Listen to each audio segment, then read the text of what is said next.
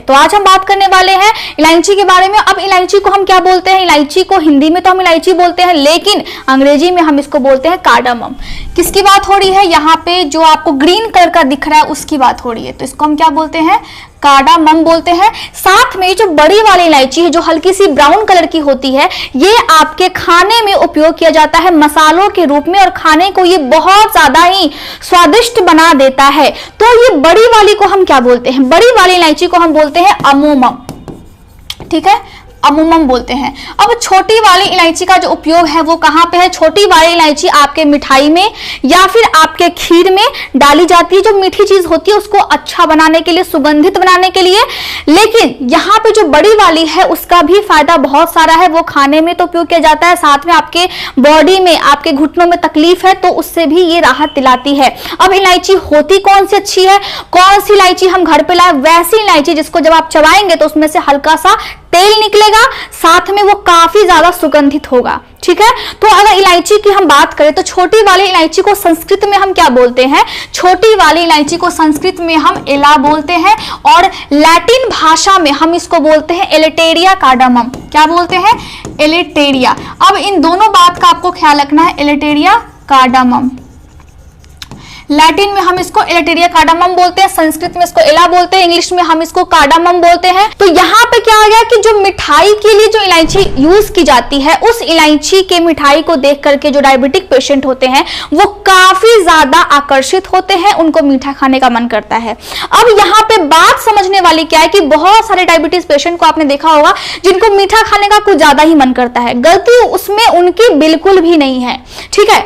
अब जब भी किसी को डायबिटीज होता है तो उसके अंदर से इच्छा जगने लगती है, ये डायबिटीज का साइड इफेक्ट आप कह सकते हैं।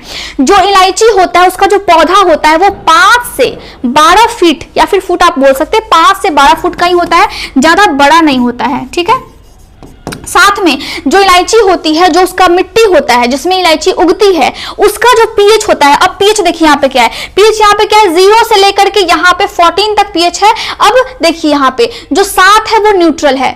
पानी का जो पीएच होता है वो 7 होता है, अगर न्यूट्रल से नीचे जाएगा तो वो एसिडिक यानी कि अम्लीय होने लगेगा, और ये न्यूट्रल से ऊपर जाएगा तो ये बेसिक यानी कि अल्कलाइन होने लगेगा। इस बात का आपको ख्याल रखना है। अल्कलाइन को हम बेसिक भी बोलते हैं। क्या बोलते हैं? अल्कलाइन को हम बेसिक भी बोलते हैं, ठीक है। दोनों चीजों को आपको ध्यान में रखना है, कहीं भी लिखा रहे अल्कलाइन या फिर कहीं भी लिखा रहे बेसिक, उसका मतलब यही है कि ये क्षारीय, हिंदी में हम इसको क्षारीय बोलते हैं। इधर जो जाए उसको हम बोलते हैं अम्लीय। तो यहाँ पे जो पीएच होता है जिस मिट्टी में ये उपजती है, अब उपजती किस मिट्टी में है? इलायची का जो पौधा होता है वो दोमट मिट्टी में उपजती है, दोमट मिट्टी में या फिर काली मिट्टी, दोमट या फिर काली मिट्टी में इसकी खेती होती है।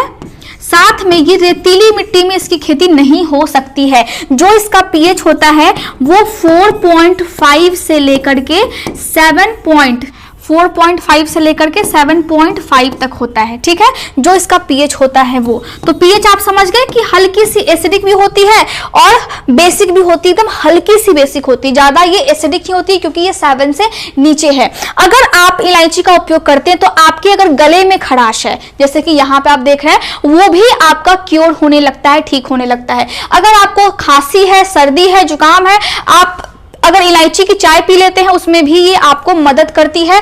साथ में क्या होता है कि अगर आपके मुंह में छाला है तो फिर आप इलायची के पेस्ट को आप बना लीजिए। कैसे बनाना है? इलायची को पीस लीजिए और मिश्री जो होता है, जो मीठा होता है, उसको भी पीस करके दोनों को मिक्स करके आप अपने छाले पे, जैसे माउथ में छाला हो जाता है ना, तो जब ये छाला होता है तो पेट की गर्मी से भी होता है, लेकिन साथ में अगर आपके दांतों में इंफेक्शन है, दांतों में मसूड़ों में आपकी दिक्कत है, कैविटी की समस्या है, तो फिर आपके मुंह में इस टाइप के छाले बनने लगते हैं।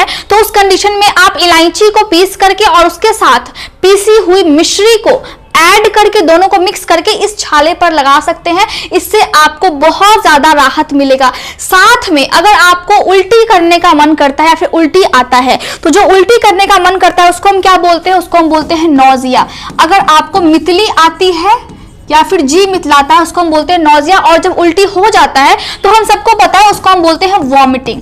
तो अगर आपको उल्टी करने का मन करे या फिर आपको नौजिया हो, दोनों कंडीशन में अगर आप इलायची को अपने मुंह में रखते हैं तो आपके लिए ये बहुत ज्यादा फायदेमंद है। अगर आपको इलायची पसंद नहीं है मुंह में रखना तो आप इसके तेल को, जब आप इलायची को इस तरह क्रश करेंगे तो हल्का सा तेल निकलता है, हैंकी पे यानी कि रुमाल में जब आप इसको डालते हैं उसके तेल को, और जब आप उसको सिर्फ सूंघते भी है तो आपके सर में अगर दर्द हो तो, आपको जी मितलाता हो तब, और आपको उल्टी की समस्या तो, आप तीनों में इस चीज को कर सकते हैं, आपको बहुत ज्यादा राहत मिलेगी। अब इलायची के चाय को अगर आप पीते हैं, इसमें अगर आप चाय बना रहे हैं और उसमें आप अगर इलायची का उपयोग करते हैं तो आपका जो हेयर फॉल की समस्या है वो भी बहुत हद तक कम हो जाती है। अगर आपके लीवर में प्रॉब्लम है, मतलब फैटी लीवर की कंडीशन हो गई हो, या फिर आपके किडनी में प्रॉब्लम है, उसमें भी ये मदद करती है। लेकिन ऐसा नहीं है कि जिसको प्रॉब्लम बहुत ज्यादा है उसको फिर ये एकदम से ठीक कर देगी, ऐसा नहीं होता है। इसके लिए आपको फिर से ट्रीटमेंट लेना ही होगा।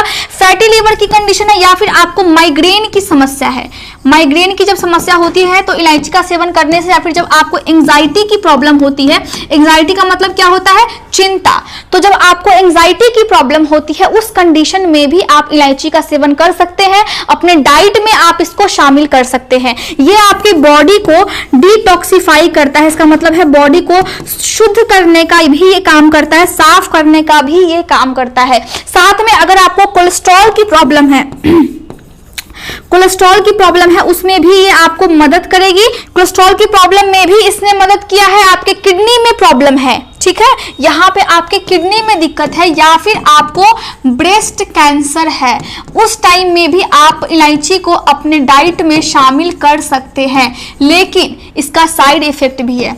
क्या है इसका साइड इफेक्ट, यहां हम जान लेते हैं। साइड इफेक्ट क्या क्या चीजें होती है।